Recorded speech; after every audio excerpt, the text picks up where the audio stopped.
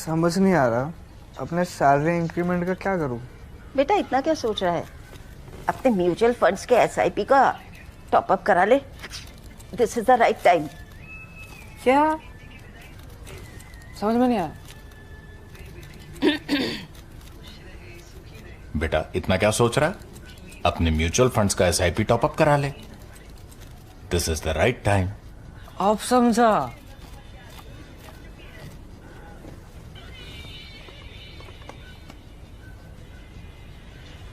Mutual fund investments are subject to market risks. Read all scheme-related documents carefully.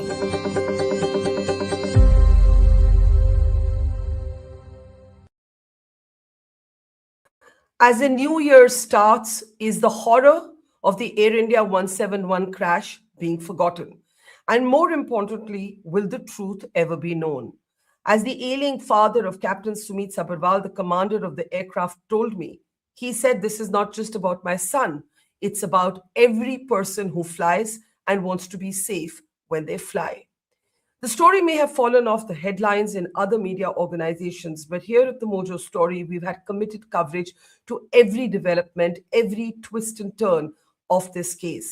As the next hearing of the Supreme Court approaches, the Federation of Pilots is worried that a certain narrative is being created, a narrative that is preconceived and designed to blame the pilots. This after a preliminary probe panel that has been widely criticized. The Federation of Pilots has sent a legal notice, in fact, to the AAIB for summoning a relative of Captain Sumit Sabharwal.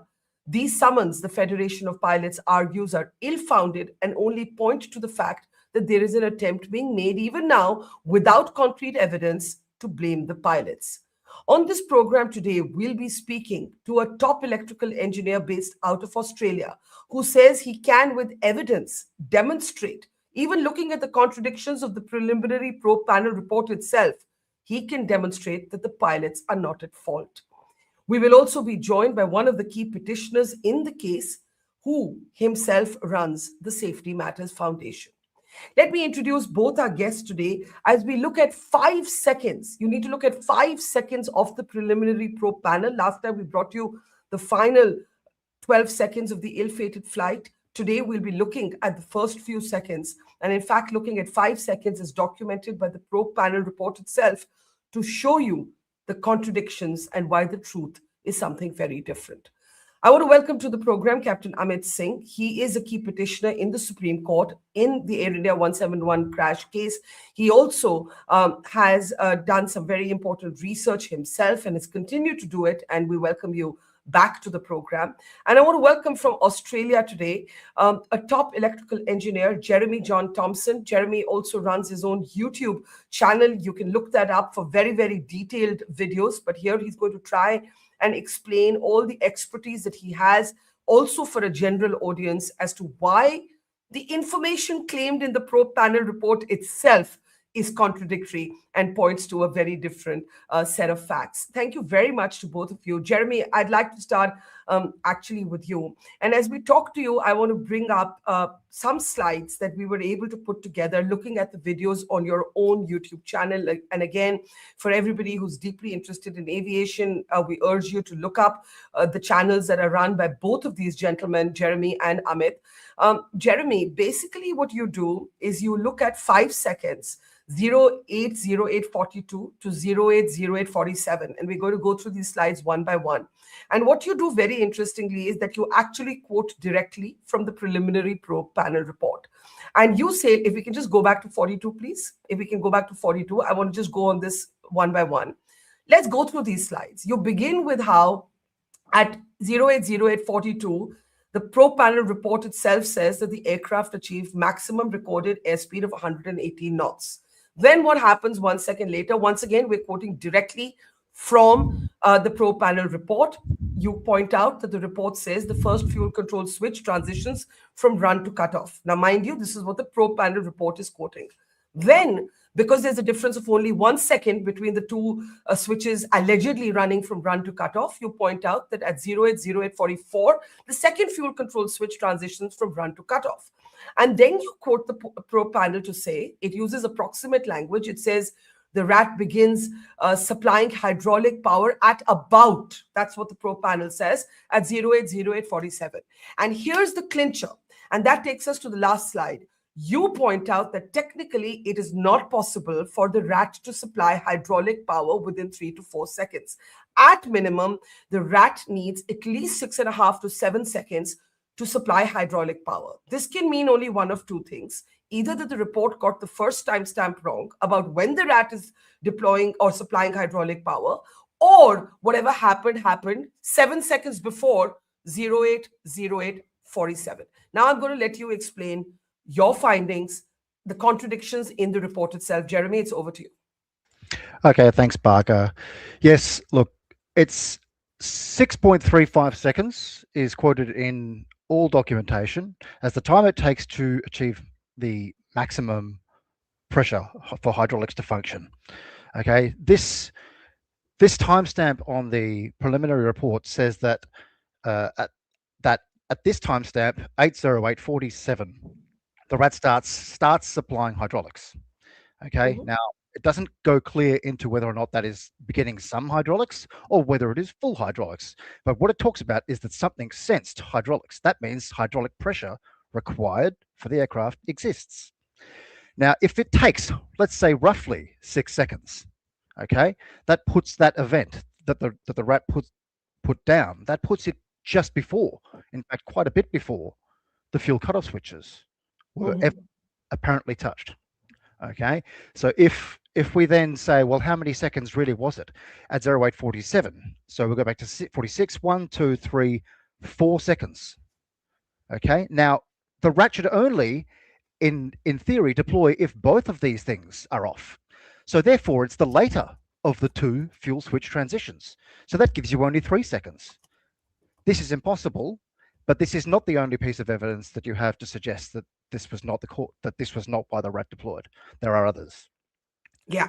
Let's try and simplify this further for people who are not as accomplished as yourself and Amit, who want to know the truth of the crash, and we want to explain this to them simply. And I would count myself in as one of those. I've reported this story closely, but I am not a technical person. Here is my understanding of what you're saying. You are saying that the report itself claims that at about 080847, the rat starts providing hydraulic power to the engines that have clearly failed, which is why the rat is deployed. However, you argue that if this happened, if 080842 is when the aircraft is recording maximum speed, that's only 5 seconds from that point to when the report is claiming that the rat is providing hydraulic power. And it is not possible for the rat to do this within 3 seconds or 4 seconds of the time the first fuel switch allegedly transitions from run to cutoff. Basically, you're saying this is not scientifically possible. So either the report has got something very wrong in the timestamp is given for when the rat provides hydraulic power, or something has happened well before that the report isn't looking Correct. Correct. 3 seconds we've got between 44 and 47 seconds. Only 3 seconds. Okay, it would need both. There is further problem with this hypothesis or this suggestion in the preliminary report. The engines do not trigger rat deployment simply when turned off. They do not. There is nothing in the documentation that says that. In fact, the documentation lists very clearly, all documentation lists very clearly how the automatic rat deployment functions. And if we would like to share screen, I will share screen now, if I may.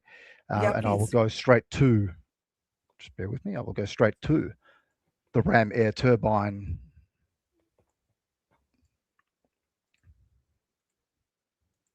deployment.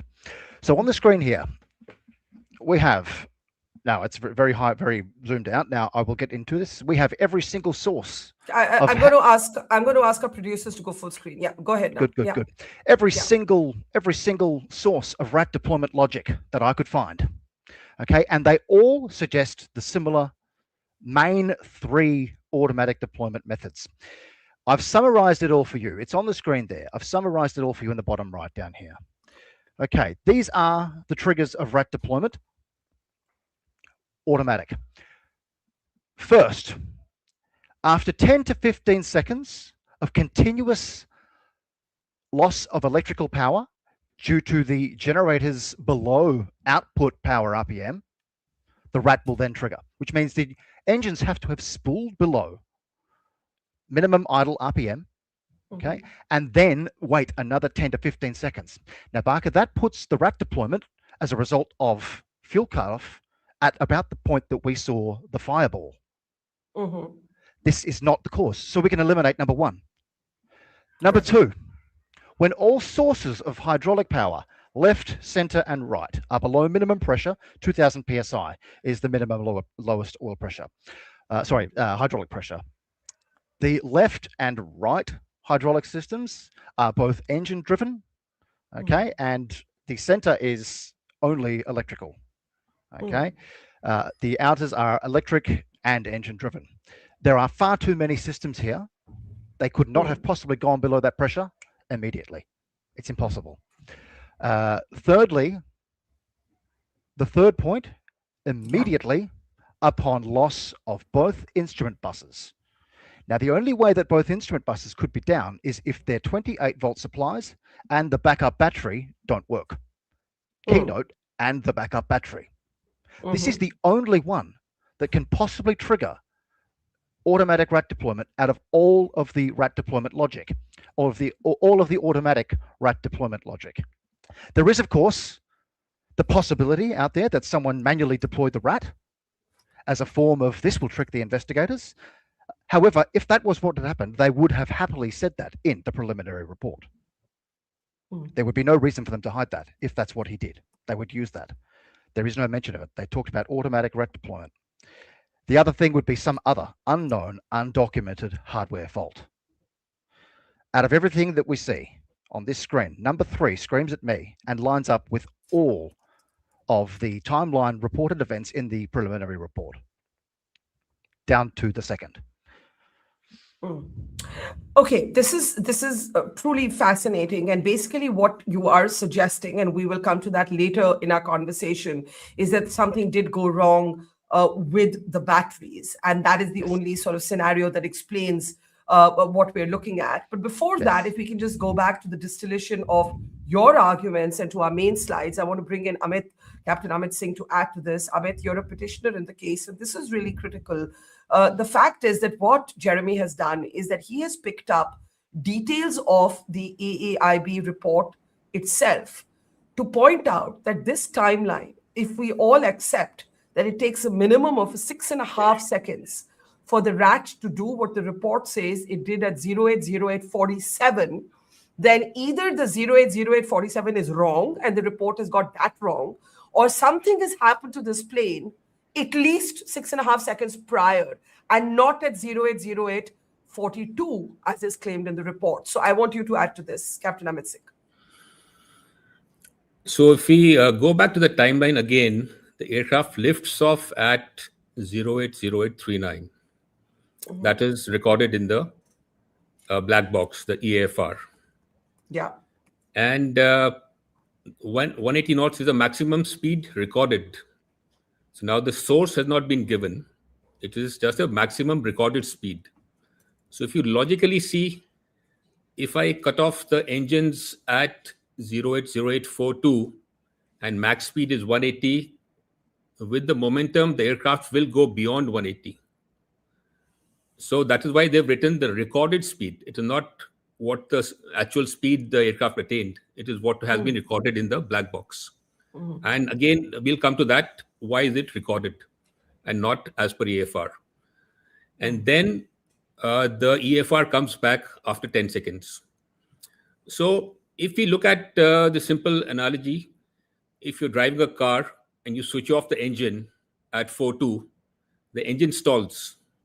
It shuts down, which means the ignition which was happening, the flame which was burning stops. So the fuel control switches control that flame. They do not control the electrics or the rat. Right? So the rat will deploy based on the conditions that Jeremy just put forth. So it is not the fuel control switches which drives the rat. They only control the fuel and the flame. And like a car will continue to roll. So engine stalls, the car will continue to roll. If the a generator is connected, like in the cycles before, the dynamo was connected to the tire. So until the tire or the wheels spin down to a level beyond which the electricity cannot be sustained, the rat will not Yeah. deploy. So that will take about 10 to 15 seconds. So after 4.2, it will take about 5.2, 5.4, after which rat will deploy. But here the So rat can, deployed soon after takeoff. So actually, we should be accurate. The report doesn't give us a timestamp for when the rat deploys. We don't actually have that timestamp. But if I can just go 2 slides ahead, what we do have is an approximate timestamp. And I want to be careful in my words, Amit, because I need to go to the last slide, please, to 47. What we do have is an approximate timestamp because the report uses the language, and Jeremy also is annoyed that it uses that language, that at about 080847, the rat begins supplying hydraulic power. So one, to be clear, we don't have a timestamp for when the rat is deployed. We have an approximate timestamp for when the rat begins to supply hydraulic power. Now, when you look at this and you work backwards, which is what Jeremy has done, let's go, minimum we have to go 6.5 seconds backwards. Where does that take us to? So that leads us to somewhere near the airborne time. Exactly. So around 39. So what we have seen is that 180 knots is a recorded speed, which is not coming from the black box. It is coming from some other source. Maybe black box, but there was an electrical disturbance, and that is the last recorded good speed. So after that, there is a disturbance, and the black box stopped recording the speed. That is why they said recorded speed. So the speed may have gone to 190 knots or 195, but last good speed which was recorded before everything cascaded was 180 knots. So this is a timestamp to be remembered. And soon after that, the rat deployed. That is given in the preliminary report. Yeah. But they have not So given the there's timestamp. yeah. So if I may say to you, or if I may ask you, Jeremy, does this point to the report not having done its detailing very well? Because the report Yes. should have caught what you did, and you basically caught the fact, as did Amit, that the timeline doesn't add up. Correct. It reveals that they didn't want to talk about when the rat deployed. And the photograph of the ram air turbine was purposely taken at the end of the runway, well after the rat had deployed. Okay, if I can, yeah, there you go.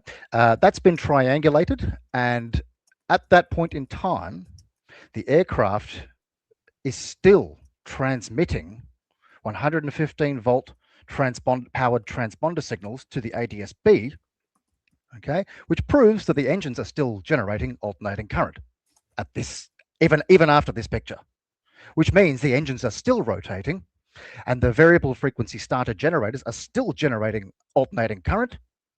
Okay, so the 15-second countdown for engine failure would not have even started at this photo, yet the ram air turbine is out. And that's because it deployed because of the DC side, as I showed before, number 3 in the green. It deployed because of the DC side, not because of the alternating current side. Okay, we haven't spoken about that, so let's get to the next set of slides. Your argument, and I want to understand that this part of the argument made by Jeremy and Amit is very clear. Basically, any technical person will tell you that the rat needs 6.5 to 7 seconds to supply hydraulic power. From the time of the engine shutting down, the report has either miscalculated or mistold. And Jeremy believes that the report has not wanted to give us the precise time at which the rat has deployed. Now, Jeremy, you have a working hypothesis that I want to understand. You basically talk about the main battery of the plane having failed close to or even before takeoff. And I want to understand this point more precisely. Please go ahead. Okay, so in order for all of the timeline of events to line up, including rat deployment when it did, okay, we need to work out how the aircraft managed to get electricity back to restore the apparent fuel switch position. Okay, and that is, as we know from the ram air turbine data, 10 seconds. So hydraulics is 6 seconds, electricity is 10 seconds. okay, up to thereabouts. If we go back 10 seconds from roughly when the first switch came back, okay, you will come back to the same timestamp as when I said that the rat would deploy before. Okay, so we have two things indicating when the rat should have deployed. We have the return of electricity and the recorded hydraulics. From that same thing, if we work back, there is a logic in the bus power control units of this aircraft, which says if there's a problem with the battery, monitor for 15 seconds, and I can show you this raw data, monitor this for 15 seconds, and if it continues to be a battery fault, open up the main battery relay to isolate the battery. But it will wait 15 seconds. And that 15 seconds puts us to exactly when, or just a half of a second, okay, well, to the exact second, within the return of electricity for fuel switches to turn back on, the first one. And So then sorry. Can I interject here just Yes. to understand this better? If I understand you correctly, you are working backwards from the time that the fuel control switch comes back on or power of some kind is restored back to the engines. And working backwards from there, you believe that something happened right before takeoff or at the point of takeoff. Am I correct? right after, Right at after. rotation, which is when the pilots pull back, right after rotation. So Right. that is when the gear, when they call out rotate, they rotate, positive rate, gear up. The second that they instructed gear up, the gear did attempt to go up, as we've seen in the video of the truck tilt pointed down. Okay, Yes. they're in air mode. So the captain did, or the first officer did, select gear up. And that was the event which led to the end, sealing the fate of this battery short circuit.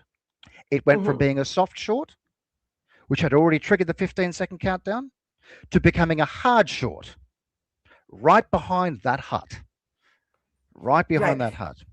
And taking that to its logical conclusion, what you actually argue, and this is the operative bit, and then Amit, I'll bring you in. You say that if you work on this idea that the battery shorted, I'm saying this simply, so if I use technically incorrect language, please correct me. Then actually the fuel control switches never physically transitioned from run to cut off. They basically lost power because of the shorting. Yes. Everything on the captain and first officer's instrument bus died due to a systems oversight error, which allows the bus tie contactors to connect the left and the right buses together, the captains and the first officers. That is documented as a fact in both Boeing's manuals and in the electrical system designer of the aircraft. And that takes exactly 1 second. Now, what have we seen had a timeline of 1 second between it? Engine 1 off and engine 2 off. That was the time it took to send the short circuit from the captain's bus across to the first officer's bus. Okay, I'm going to ask Amit to join this conversation on this. I'm not sure that I've fully understood it. I'm trying here. But one thing that is very important in this is we've all agreed, because of how Jeremy and you have explained it, that if the rat did in fact supply hydraulic power at 080847, then something happened at least a minimum of 6.5 seconds before it, which takes us to right after takeoff or right on rotation. Now, Jeremy believes that there's been a shorting of the main battery, and that has led to, he's not used this phrase, I'm using it, a kind of cascading effect. This is something that you've also been looking at. And basically in this cascading effect, it's not that anyone has turned off the fuel control switches physically. In fact, he argues the fuel control switches never physically move. They simply lose power, and then the power comes back. But by the time the power comes back, it's too late. Please correct me at any point, both of you, if I'm saying this wrong. Amit, it's over to you. Exactly. Your understanding is correct. I just want to bring about a point about the systems remaining and which systems were lost. So the rear black box was found in a state in which the data could not be recovered. It may have been recovered by now, but at the preliminary stage, they could not get data from the rear black box. Why is it important to get data from the rear black box is because it is directly connected with the electrical circuit, whereas the front one has its own battery that will continue to run despite a total electrical failure. So the moment the rear one stops recording is the point at which there was a total electrical collapse, or the supply to the black box stopped. So that is important. That is an indication. If we get the data, that is a clear indication when it happened. Now we don't have the data. So secondly, we look at this 180 knots recorded speed. So recorded speed is basically the front black box is still recording because it has a battery. And now there's a DC problem or a disturbance in the whole system. So that is why it has stopped recording thereafter, because it records only the last good information, which was 180 knots. Next is, like Jeremy said, the ADSB, the flight data, the flight radar 24, which gave out snapshots of the speed and the altitude. It stopped giving data after 080850. Now, Jeremy would support me. That ADSB is powered by AC, and AC is being given by the generators so long the engines are turning. So after 50, ADSB dropped, which means the engines had come wound down to a low rotation speed that it could not generate AC power. So that is an indication that till 50 or 51, the engines were still running, not running, the turning. And nowhere in the report have they said that the engines shut down. The shutdown word is not mentioned. It just says at 47, the N2 dropped below subidle. Even though the N2 drops below subidle, but they have a gear system and the generators continue to supply power. So at 50, the flight radar 24 is an indication that AC was still being supplied, which means the RAT could not have deployed. The RAT would be deployed after this stage. Had So do you electricity agree? had the Do you agree with the approximate time given for the hydraulic supply, which is 080847? Because it's again approximate. It says about. Yeah, so that is it started supplying. So not Right. the Fully rated- supplying, not fully being able to revive the sort of power. So basically what we're really talking about in layperson's term, Amit and Jeremy, let me come to you, is a shorting of an electrical system. Am I saying it correctly, Yes. Jeremy? You're effectively clamping the voltage potential such that it will not allow current to flow from the DC rectifier system, which is powered by the generators. It won't let current flow because it shorted and did such a high flow of current through the short circuit that the system disables the output of the TRU. It's just too much current. And that is when the DC drops completely and the captain's instrument turns off. The bus tie contactor connects to try and bring it back on. That sends the short circuit through to the right. And now you have both clamped to zero until something can shake off that short circuit. And that's what happened at the 15-second mark from rotation, or from just before rotation, when the short just started and was just bad enough for the battery charger unit to recognize it and start that countdown. So let me ask you this, Jeremy.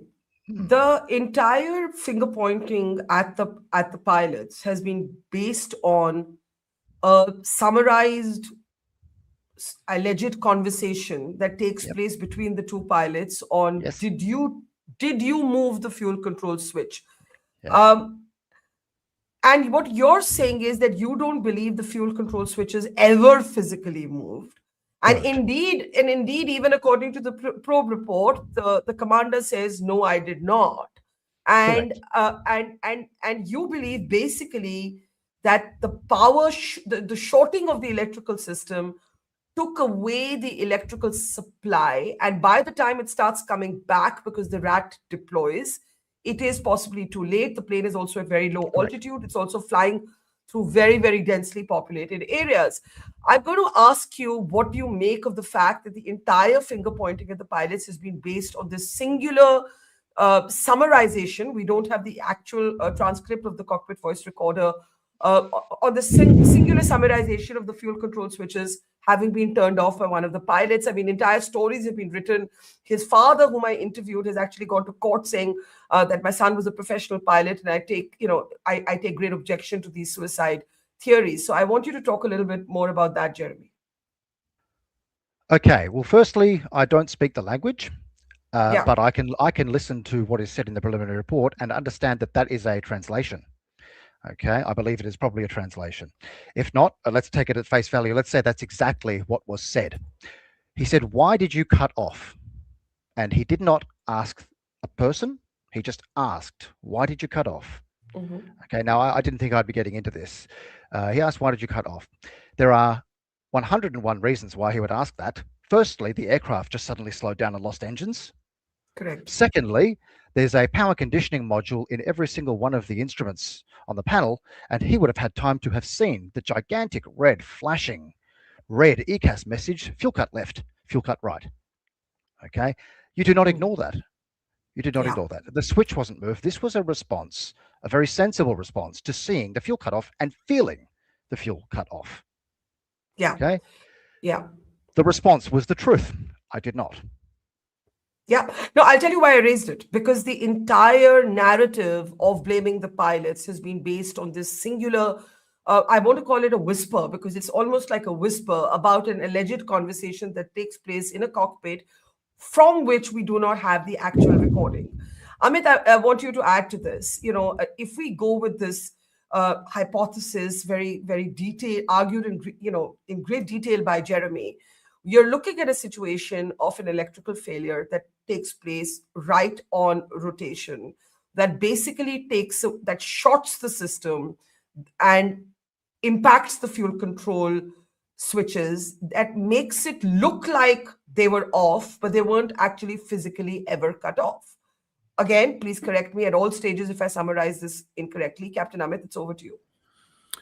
So if I talk about the CVR, the sentences which were spoken, nobody can tell if it is the captain speaking or the first officer speaking. Because if the EAFR or the black box, the CVR is a part of the black box, is being supplied by the RAT, it is only the area mic which is working. So you cannot differentiate between channels, the captain's channel and the first officer's channel. Area mic is like a mic lying in front of you and two people are sitting. Unless you do a voice analysis, you cannot differentiate who said it. So it is, I don't know how people are jumping to the conclusion that the captain said, because it just generalizes and does not, you cannot identify the person who's speaking. And it is also an indication that RAT was deployed when this conversation happened. Because so long the electrics are being supplied, the RAT is not supplying electricity, the individual channels will be recorded. But once the RAT is supplying, only the area mic is being recorded. So that is also a confirmation. Yeah. Now, coming to the fuel control switches, Jeremy would be in a better position. The fuel control switches are physical switches, and the movement of it can only be determined if you analyze the CVR. And in the CVR, you have to hear a click. So a spectral analysis has to be done of the CVR frequency separation. But we don't even have a transcript. Amit, we don't even have a transcript. This is a very, this is a very stage 2, stage 3 thing you're talking about. We do not even have an actual transcript of this conversation. It has been summarized in a report which is actually full of multiple contradictions. So that is the reason why the report says one pilot said to another, because they cannot differentiate. And they do not have a timestamp. Had they given the timestamp, we would have come to know whether the RAT was deployed or not. So at critical stages where we could identify the deployment of RAT, they have not given the timestamp. Yeah. So that is... that's a really important point. And I want to ask Jeremy, you said something in the program just now. You said you believe the report did not want to give the exact timestamp of when the RAT deployed. and that photograph, the third photograph that they then add. And by the way, Amit on previous programs has also raised questions about, do we know for sure that this photograph is actually that plane? We don't even know, but let's assume for now that it is. Why do you believe that the report avoids giving the timestamp of when the rat deployed? Because it places blame where we don't want it to be placed. It's much easier to blame and cost effective to blame someone who is no longer with us. Okay, and this is what this has all come down to. This company and its regulator who certified the aircraft stand to lose a lot. And we have to be very careful here. Okay, they stand to lose a lot. And they are in many, many deals with India. Boeing Defense, many, many production deals. Now, who is set to lose here? It's not just the manufacturer, it is the regulator for recertifying this aircraft after being warned that the batteries had problems in 2013. Okay, they recertified it and put their name on it, specifically on the battery system, which already showed its failure. And what did they do? They put it in a stainless box to stop the smoke, and they failed to look into, well, what is the result of this electrical problem? Fast forward 12 years, and we've had the first event, unfortunately. I'm sorry. Yeah. We've had the first event. This is absolutely terrible, unforgivable, and it needs to be kept quiet. And I would hate to say it, but I believe that it is a connection between the two, between the authorities there and the authorities in the United States, to make sure that this is not known, because we are talking about a huge problem for a company who is already suffering immense problems with the other aircraft, the 737 MAX. Okay. So you're saying that this is basically to give Boeing an easy pass? Yes.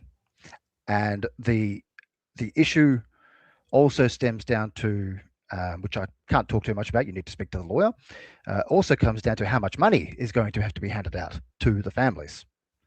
But I tell you now, once we are finished here, those families will see the most of a product failure lawsuit, not murder-suicide. We can fast forward to that day if we would like. I'm telling you now, these families deserve the truth. The captain and first officer deserve the truth. And we've found it. Undeniably, it is impossible for this rat to have deployed as a result of turning off the engines. Absolutely, categorically, 100% impossible.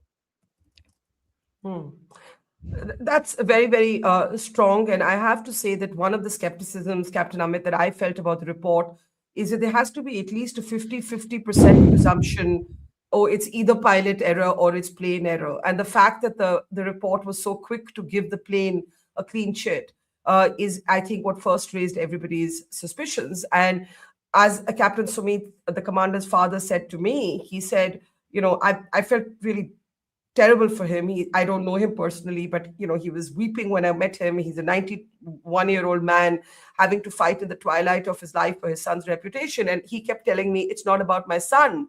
It's about all of you who get onto a plane and fly every day. Do you not want the truth? Do you not want to know whether you're safe or not? Amit, I want to bring you in. The Federation of Pilots has sent a legal notice to the investigators. I don't know if you're aware of this, because they wanted to summon one of the relatives of Captain Sumit Sabharwal. There's a concern in the pilot community that there's a narrative being built, and it's being built to the preconceived notion that Jeremy alludes to, that the report doesn't actually specifically talk about when the rat deployed, because it keeps facts in ambiguity. Most people don't understand. People will move on and the pilots will be blamed, and they're not here to defend themselves. So I just want your thoughts. You've also looked at the timeline. I know you've also looked at the last 12 seconds. And I know you've also looked at the persistent problem with the lithium-ion batteries on the 787, which is a highly electrical plane. We've had incidents of the kind, for example, with All Nippon in Osaka, if I remember it correctly, which is the sort of this uncommanded series of developments that happen, thankfully, after the plane has already landed, and so no lives are lost. So Amit, it's over to you before I give Jeremy the last word. So we are looking at a very, rather it's a technical matter requiring specialists, high-level specialists. And I don't think that AIB has people of the stature of Jeremy who can pinpoint the fault. So they would depend on the OEM, the manufacturers, NTSB for more information, because they have done research since 2013 when the 787s were grounded. And they would have a lot more information. I don't know if NTSB or other OEMs have been sharing enough information with the AIB for them to come to a conclusion if they are determined to bring about transparency and fairness in the system. So let's assume that they want to produce an unbiased report, but it depends on NTSB and the OEMs to give them the final report on the equipment and the cause of the failure. So now, if they do not have information, what is the next best option? We have seen in other accidents, next best option is to go for the pilot. And if you find a threadbare, any information of any mental health issue or any medication, so that is where they would put the anchor. And maybe it is, again, between NTSB or some other agency and the AIB that they're going to share the blame or the equipment and the pilot. So something of that sort is brewing for sure, because in the beginning when the preliminary report came, it is a very cleverly worded report wherein you cannot fault them because they have not quoted the black box at places where they're not sure.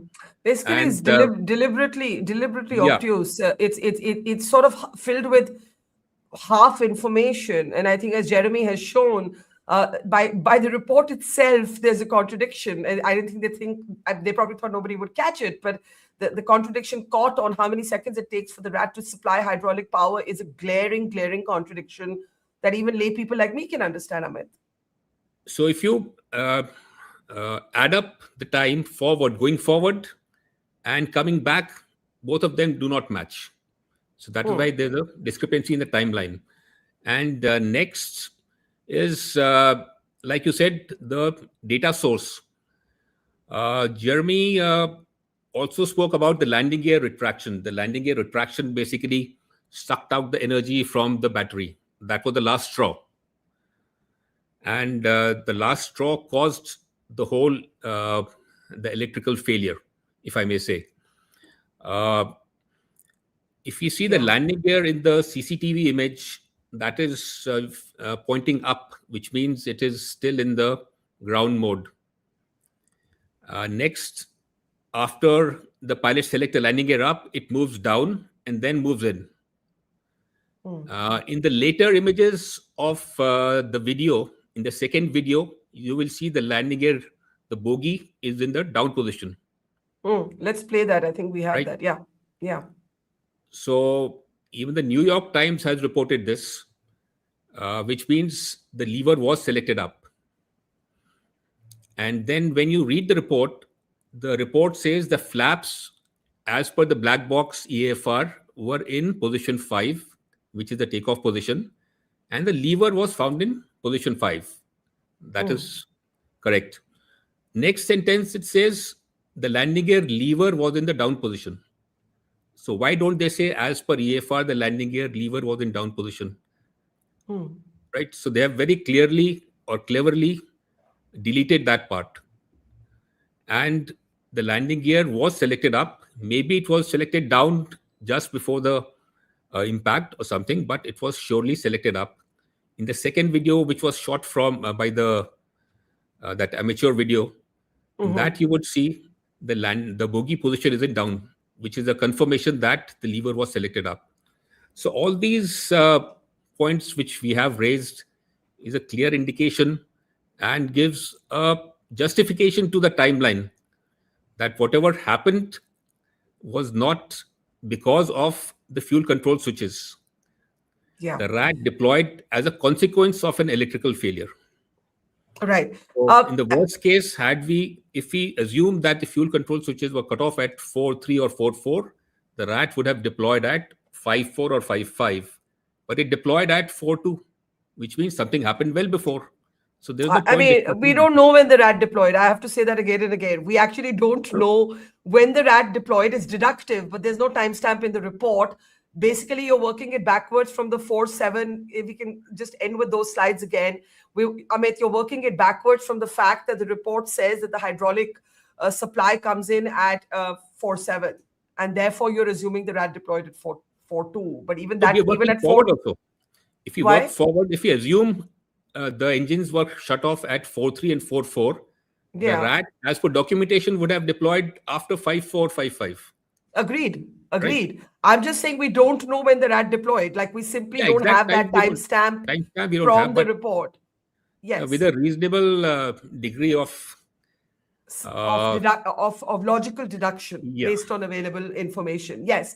So Jeremy, I want to give you the last word. Here's what's frightening. This isn't only a story about India. The 787, there are 1,200 of them. You know, they fly all over the world. Multiple countries use them. And I would imagine that everybody in the world should be concerned about what really caused this crash to happen. I think you've shown quite effectively that you believe that the report has contradictions that it doesn't account for, that maybe you didn't think would get noticed. And you do believe that there's a high chance that this is not incompetence, but kind of a deliberate obfuscation to keep things vague. Where does this conversation go from here? What would you, for example, be expecting the NTSB to be doing at this point? Okay, let me just start by saying that I did not just start making YouTube videos. I went to the appropriate authorities on day one. Okay, and I did get a case number and a respondent from members of the appropriate authorities. Okay, once I mentioned what happened, all communication stopped. There was no more replies. They worked out that there's a guy out there who knows what's going on. Okay, and this was within approximately 7 days of the accident, Barkha. So who did you write to, if I may ask? Everyone. Including the Indian Investigative Probe Panel? Yes, the AAIB of India, the DGCA, each of the individual members that are the heads of the DGCA, the Federal Aviation Administration of America, the NTSB, Boeing themselves, every CEO that has an airline that flies this aircraft, everyone, the ICAO.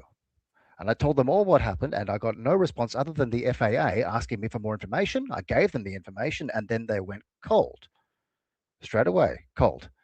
Okay, so everybody knows, every single one of these people out there know who I am and have seen it and probably don't know enough about it because it's being hidden so well. Okay, so that's that. My intention from the moment that I got involved was to stop any further loss of life. Yeah, that's all, because it's going to happen again. This is a system oversight failure in this aircraft, which they are known, which is not a surprise for this company. Let's admit, it's a system failure, which is, I hate the term, a ticking time bomb, and it's going to happen again if they are not repaired. The repair has been started in 2024 when India's own Cyient DLM was contracted to make a new design and manufacture a new battery diode module. They were aware of the problem and were trying to fix it as quick as possible before it happened, but time caught up, and unfortunately, the passengers on board AR171 had to go along for the ride. I'm sorry, this is unforgivable, and we need the authorities to step in as soon as possible, ground this aircraft, prove that the aircraft is safe. Everybody, every authority needs to get in and prove this aircraft is safe. Ground it now until you prove me wrong. Okay, but it is impossible for this to have been caused by the fuel switches turning off. Absolutely impossible. Right. That is a very, very categorical assertion there, using evidence, facts, and contradictions within the AAIB's preliminary probe report. We have a Supreme Court hearing coming sort of soon, I think in the next couple of weeks, Jeremy, and we very much hope that if the NTSB, the regulators, the AAIB won't pay attention, the courts will force them to. And I think what Jeremy is saying is that this is about our safety. This can happen again unless it's addressed. Ground the aircraft, prove that this is not that this is not a risk to fly. And he has shown with evidence, as has Amit, that the timeline as presented in the report simply doesn't add up to run with the theory of a pilot having turned off the fuel control switch. We leave it there. Again, both Captain Amit Singh and Jeremy Thompson have done a lot of detailed work on this. They both have their own YouTube channels. Their videos are in much greater detail with a lot of technical richness that I urge all of you to look up. We thank both of them for their time and their bluntness and their plain speak. Jeremy, Amit, thank you very much. And to our audience, thank you, and see you all again very soon. Take care. It's great to see you here. Thank you for watching our work. If you haven't subscribed yet, don't forget to click the bell icon and subscribe to Mojo Story and support independent, robust journalism.